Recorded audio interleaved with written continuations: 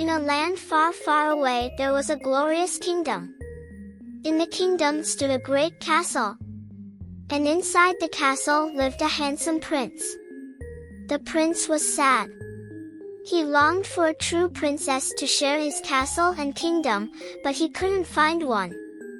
This was not because there was a lack of princesses. In fact, the kingdom was full of fair maidens, all claiming to be princesses. The prince scoured the kingdom, meeting every one of these so-called princesses. But he returned sad and empty-handed. "It is impossible to tell whether these are true princesses," he said to his father, the king. "You must be patient, my son."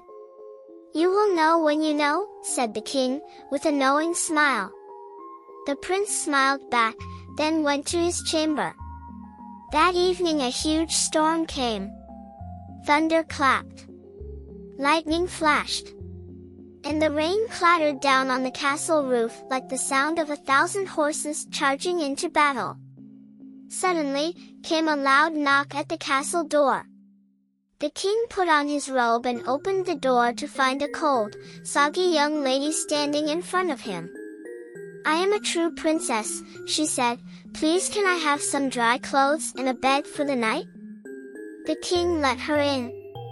"She says she is a true princess," said the king to the old queen mother. The queen mother didn't say a word. Instead, she thought to herself, "We'll soon see about that." She then handed the princess a nightgown and said, "Put this on while I prepare your chamber." The queen mother began preparing the chamber, but in a very peculiar way. First, she took the covers, sheets, and mattress off the bed. Then she placed a single garden pea on the bedstead. And then she laid 20 mattresses on top of the pea, taking care to separate each layer with a soft eiderdown quilt. After this she replaced the bedclothes on the top mattress and said to the princess, "Your chamber is ready." The bed was now so high off the ground that the princess needed to climb a ladder to get into the bed. So the princess climbed up the ladder, got under the covers and blew out her candle. At breakfast the next morning the queen mother turned to the princess and asked, "My dear princess, how did you sleep?" "Oh, not at all well," said the princess.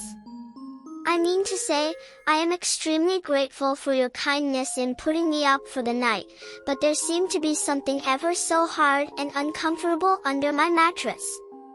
I didn't sleep a wink." My, replied the queen mother, "is that so?" The queen mother turned to the prince and said, "I believe we have found your true princess, for none but a true princess possesses such a delicate sense to feel a single pea through 20 mattresses and 20 of my finest quilts. You must wed immediately." The prince was overjoyed. He turned to the princess and said, "Dear princess, would you do me the great honor of becoming my wife?" She blushed, then taking a moment to finish a mouthful of cereal, said, "On one condition."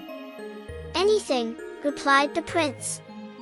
She looked at the prince with a cheeky grin and said, "That you promise, dear prince, that from this day forward any pea that should enter this castle is simply for eating, and not for sleeping upon."